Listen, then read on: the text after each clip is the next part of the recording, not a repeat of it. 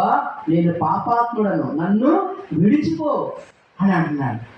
చూడండి, మనం ఎప్పుడైనా అలా పశ్చాత్తాపడ్డామా?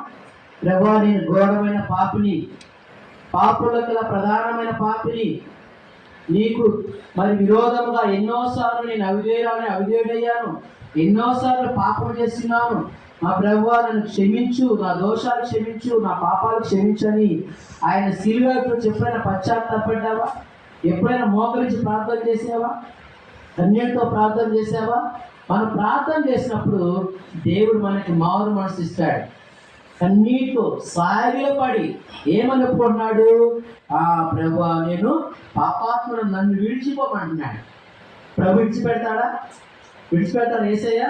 యేసు ప్రభు విడిచిపెట్టేవాడు కాదు. ఆయన ప్రేమ గల దేవుడు, జాలి గల దేవుడు. అలాంటి ప్రేమ గల జాలి గల దేవుడు ఎవరు లేదు. మన పాట కూడా చూస్తాం కదా,